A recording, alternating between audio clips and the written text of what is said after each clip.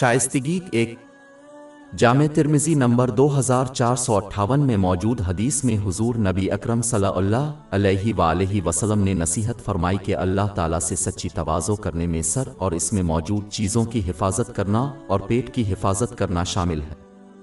اس میں موت کو کثرت سے یاد رکھنا ہے۔ انہوں نے یہ اعلان کرتے ہوئے نتیجہ اخذ کیا کہ جو شخص آخرت کی تلاش کا ارادہ رکھتا ہے وہ مادی دنیا کی زینت کو چھوڑ دے۔ اس حدیث سے ثابت ہوتا ہے کہ حیا وہ چیز ہے جو لباس سے بھی باہر ہے۔ یہ ایسی چیز ہے جو کسی کی زندگی کے ہر پہلو کو گھیرے ہوئے ہے۔ سر کی حفاظت میں زبان، آنکھ، کان اور خیالوں کو بھی گناہوں اور لغو باتوں سے بچانا شامل ہے۔ فضول چیزوں سے بچنا ضروری ہے کیونکہ وہ قیامت کے دن ایک شخص کے لیے پشیمان ہوں گی اور یہ اکثر گناہوں کے ارتکاب کی پہلی سیڑھی ہوتی ہے۔ گو کہ جو کچھ وہ کہتے ہیں اور جو کچھ دیکھتے ہیں وہ دوسروں سے چھپا سکتے ہیں لیکن اللہ تعالیٰ سے ان باتوں کو چھپا نہیں سکتے۔ لہذا جسم کے ان اعضاء کی حفاظت کرنا سچی حیا کی علامت ہے۔ پیٹ کی حفاظت کا مطلب ہے کہ حرام مال اور کھانے سے بچنا چاہیے۔ یہ کسی کے نیک اعمال کو رد کرنے کا باعث بنے گا۔ صحیح مسلم نمبر 2342 میں موجود حدیث میں اس کی طرف اشارہ کیا گیا ہے۔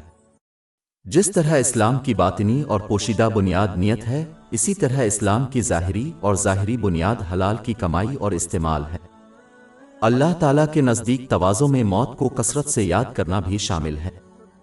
موت کو یاد رکھنا ضروری ہے کیونکہ یہ انسان کو خلوص دل سے اللہ تعالیٰ کی اطاعت کرنے اور گناہوں سے باز رہنے کی ترغیب دیتا ہے، کیونکہ انسان کو کبھی یقین نہیں ہوتا کہ موت کب آئے گی۔ یہ یاد دلاتا ہے کہ یہ دنیا ان کا مستقل گھر نہیں ہے اور وہ اس سے ضرور چلے جائیں گے۔ اس کو یاد رکھنا انسان کو اپنی منزل یعنی آخرت کے لیے تیاری کرنے کی ترغیب دے گا۔ اس تیاری میں ان نعمتوں کو استعمال کرنا شامل ہے جو اللہ تعالیٰ کو راضی کرنے کے لیے عطا کی گئی ہے۔ دوسری طرف جو شخص موت کی یاد سے پرہیز کرتا ہے وہ اپنے سفر آخرت کی تیاری سے غافل ہو جاتا ہے اور اس کے نتیجے میں وہ اپنی تمام تر کوششیں صرف کر دیتا ہے اور اپنی نعمتوں اور وسائل کو اس دنیا سے لطف اندوز ہونے اور سنوارنے میں لگا دیتا ہے۔ یہ رویہ اللہ کو یاد کرنے اور اس کی سچی اطاعت سے روکے گا اور یہ دونوں جہانوں میں مصیبت کا باعث بنتا ہے۔ باب 20 تاہا آیت 124 اور جو میری یاد سے روگردانی کرے گا اس کی زندگی تندرستی سے گزرے گی اور ہم سے قیامت کے دن اندھا اٹھائیں گے۔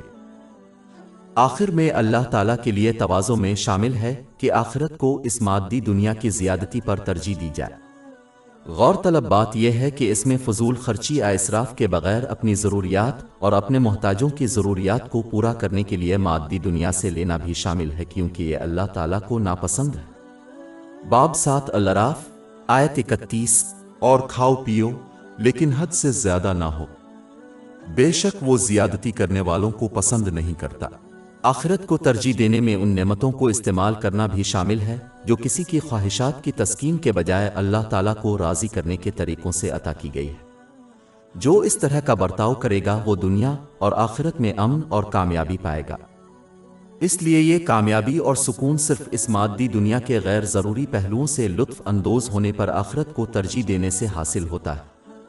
باب 16 النحل آیت 97 جس نے نیک عمل کیا خواہ وہ مرد ہو یا عورت حالانکہ وہ مومن ہے ہم اسے ضرور پاکیزہ زندگی دیں گے اور ان کو ان کے بہترین اعمال کے مطابق ضرور اجر دیں گے۔ ہماری ویب سائٹ www.shekpod.com پر 400 سے زیادہ مفت e books, audio books, infographics, podcast اور بلاگ دستیاب ہے۔